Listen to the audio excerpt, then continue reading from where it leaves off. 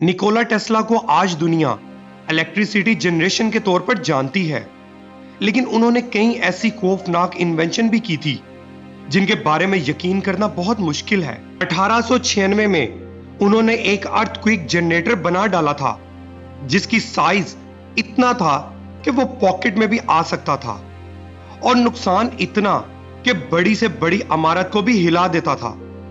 इस डिवाइस को उन्होंने अपनी लेबोरेटरी में टेस्ट किया तो पड़ोसियों को लगा कि अर्थक्वेक आ गया है और वो डर के मारे घर से बाहर आ गए। फिर टेस्ला वो डिवाइस लेकर किसी अंडर कंस्ट्रक्शन बिल्डिंग की तलाश में निकल पड़े। रास्ते में उन्हें एक 10 मंजिला बिल्डिंग नजर आई जिसमें वर्कर्स काम कर रहे थे। उन्होंने ये डिवाइस इस बिल्डिंग के पील फ्रेम पर लगा दी। थोड़ी ही देर बाद ऊपर से वर्कर्स भागते और घबराते नीचे पहुंचे कि जैसे कोई अर्थक्वेक आ गया है। वर्कर्स परेशानी और घबराहट में भागते हुए नीचे उतरे कि जैसे कोई अर्थक्वेक आ रहा है। पुलिस को बुला लिया गया, लेकिन टेस्ला ने किसी को बताए बगैर अपनी डिवाइस उतारी और वहां से निकल गए। इनका कहना था कि अगर ये डिवाइस थोड़ी देर और वहां लगी रहती तो पूरी बिल्डिंग जमीन बोस हो जाती। ये बात खुद उन्होंने अपने एक इंटरव्यू में कबूल की थी। पर सवाल यह है कि पॉकेट की साइज जितनी डिवाइस अर्थक्वेक कैसे ला सकती है। असल में निकोला टेस्ला ये डिवाइस बनाना ही नहीं चाहते थे, बल्कि वो तो एक ऐसे प्रोजेक्ट पर काम कर रहे थे जो एक जगह से दूसरी जगह एनर्जी ट्रांसफर कर पाए, वो भी बगैर तार के और बगैर किसी खर्चे के। उनकी जिंदगी का ज्यादातर हिस्सा फ्रीक्वेंसी और वाइब्रेशन को स्टडी करने में गुजरा था। वो इस फील्ड में वो कुछ भी देख और समझ सकते थे जिसको उनके बाद कोई भी देख और समझ नहीं पाया। इनका आइडिया था कि वो एक डिवाइस के जरिए एक खास फ्रीक्वेंसी की वाइब्रेशन पैदा करके इसको जमीन में डालेंगे। ये वाइब्रेशन जमीन में मौजूद पत्थरों से होती हुई किसी दूसरी जगह में पड़ी हुई रिसीविंग फ्रीक्वेंसी डिवाइस से कैच करवाए जाएंगे, जो इस फ्रीक्वेंसी को डिकोड करके एनर्जी या इलेक्ट्रिकल करंट में कन्वर्ट करेंगे। ठीक इसी तरह जैसे कोई साउंड एनर्जी वेव्स की सूरत में ट्रैवल करती है। हमारी दुनिया हर वक्त एक खास फ्रीक्वेंसी पर वाइब्रेट करती है।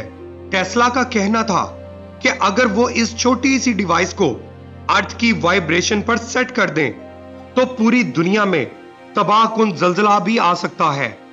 लोग इनकी ये बातें सुनकर मजाक बनाया करते थे, लेकिन फिर आखिर वो दिन आ ही गया जब दुनिया ने निकोला टेस्ला को सीरियस लेना शुरू किया।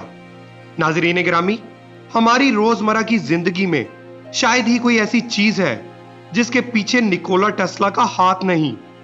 इलेक्ट्रिसिटी से लेकर दुनिया के किसी भी कोने में बैठे फोन पर बात करने तक, इन सब में निकोला टेस्ला का बहुत बड़ा हाथ रहा है।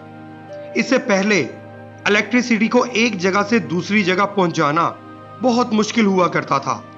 यहां तक कि चंद मीटर्स तक इलेक्ट्रिसिटी को पहुंचाया जा सकता था, लेकिन इसमें भी सिर्फ एक छोटे से बल्ब से ज्यादा कुछ नहीं चलता था।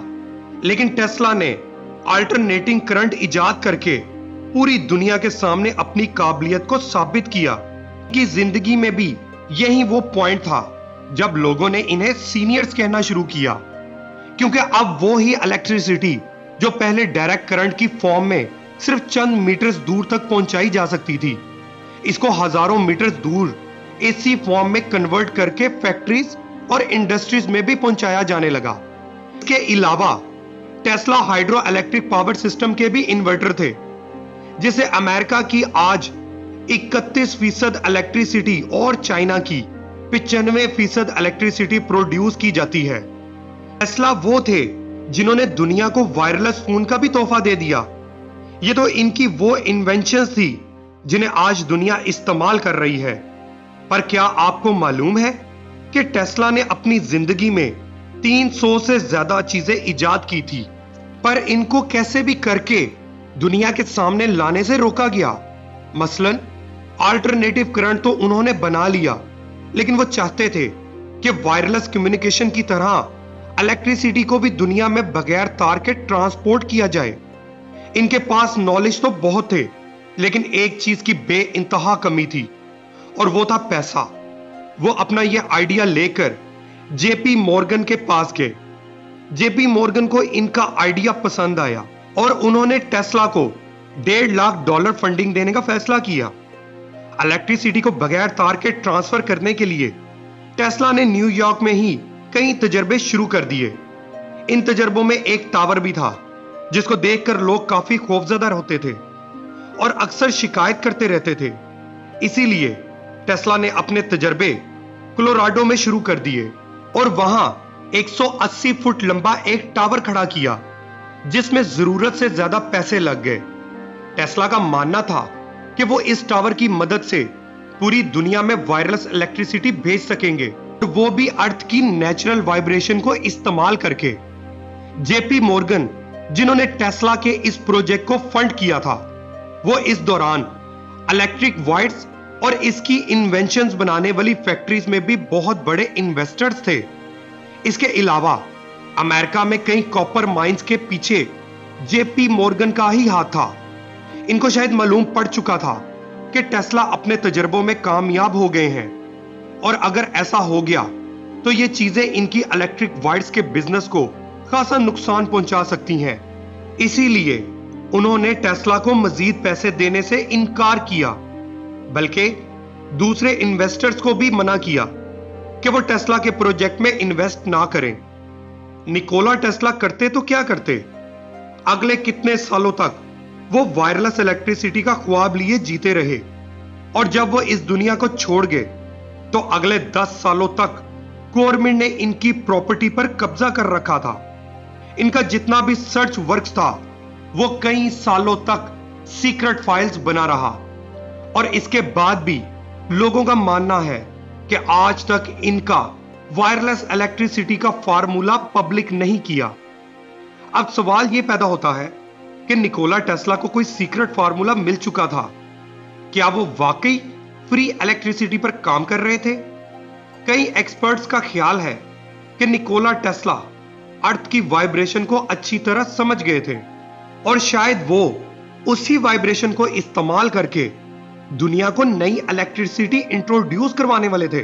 वो अपनी जिंदगी में कहा करते थे कि अगर आपको यूनिवर्स के सीक्रेट्स का पता लगाना है तो आप एनर्जी, फ्रीक्वेंसी और वाइब्रेशन के अंदाज से देखना शुरू कर दें।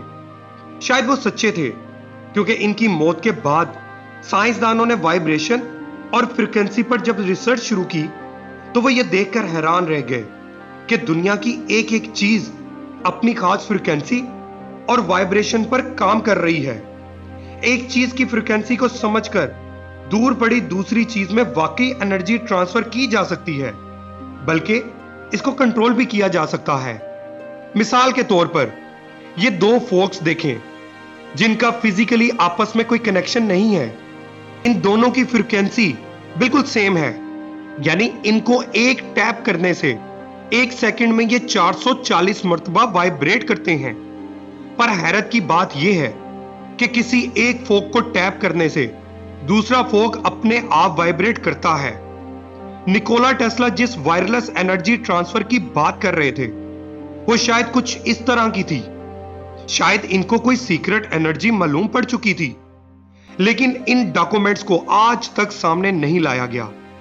जिस फोसल एनर्जी की वजह से इतनी ज्यादा जंगें हो गईं, सोचने की बात यह है कि अगर हर कोई अर्थ की फ्रीक्वेंसी को इस्तेमाल करके फ्री एनर्जी और फ्री इलेक्ट्रिसिटी बना सकता तो इस तेल की दुनिया में कोई डिमांड ही ना रहती।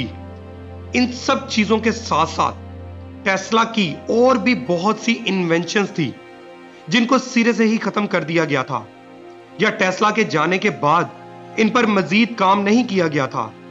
जैसा कि डेथ रे बीम, यह न्यूक्लियर बम की तरह एक मैस डिस्ट्रक्शन वेपन था।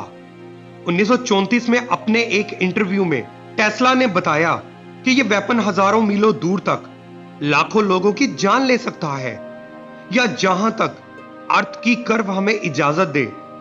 यह दुनिया का एक अलग इलेक्ट्रिक वेपन था जो 50 मिलियन वोल्ट्स पैदा कर सकता था। अंदाजे के लिए समझ लें कि आसमानी बिजली गिरने के लिए जितने वोल्ट्स होते हैं, यह वेपन इससे 166 गुना ज्यादा वोल्ट्स पैदा कर सकता था। इसके अलावा टेस्ला ने थॉट कैमरा का आइडिया भी दिया था।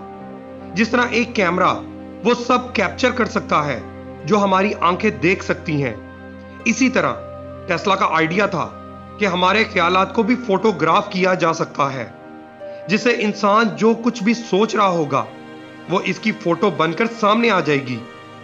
इनके इस थॉट कैमरा ने कभी अमली शक्ल तो इख्तियार नहीं की, लेकिन इनके इस आइडिया से इंस्पायर होकर 1895 में एक्सरे इन्वेंट हुआ था।